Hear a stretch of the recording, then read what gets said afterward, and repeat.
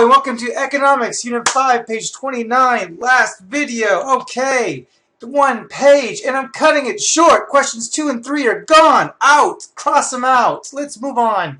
Communism.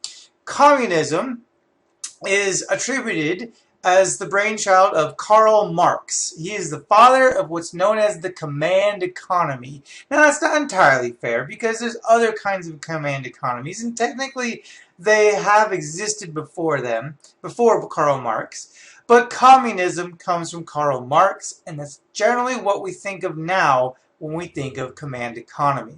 His idea was that the workers of the world should unite, revolt, throw out all the wealthy business owners, and everyone just owns everything together.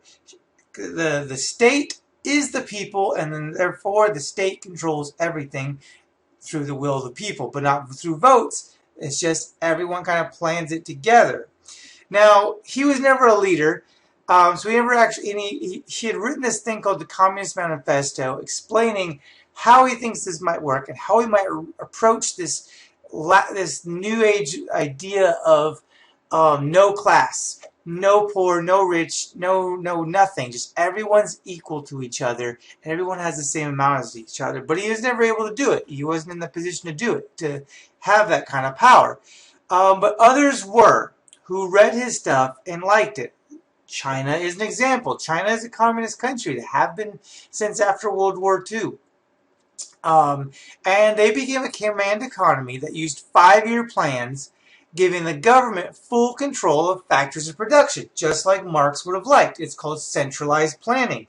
But their version of centralized planning put all the power in just a few men, in the hands of just a few men, instead of the whole country. So even though the state's supposed to represent the people were kind of limited in getting what they wanted from the leaders. So the leaders are trying to direct things. They had 5-year plans, and one 5-year plan after another, so they could check how things are going and adjust accordingly to try to meet everyone's needs.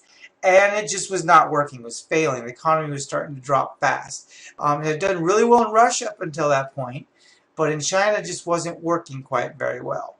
And so it continued to suffer under these 5-year centralized planning plans.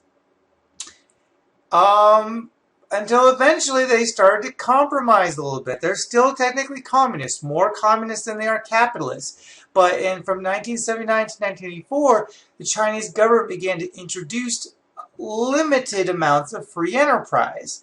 Private individuals were starting to be allowed to keep profits after government quotas were met. Just like that in-class activity we had, where you got to keep some of your profits after you met the quota. Well, that came from China. That's the way China started doing things, to try to get people to want to work harder and not just meet the minimum.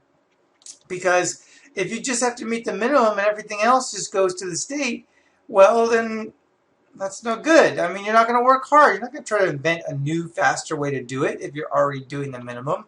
So they tried to give incentives. You make the minimum, the rest you sell. Their idea being that eventually they could raise the minimums, the farmers could and other business owners could still make profit, and overall the economy is generating a lot more output. Aggregate supply starts to actually increase because it was just dead in the water under the 5-year plans. So again, they still want to contribute to social welfare, try to make sure things as equal as possible, but they've just realized that people aren't going to do anything unless they have a reason to do it, and just helping out their neighbor, helping out their fellow man isn't incentive enough. And that's it. Everything you should need to know for the test on communism in China, you know. Ask me if there's anything that was unclear. Last video. Thank you.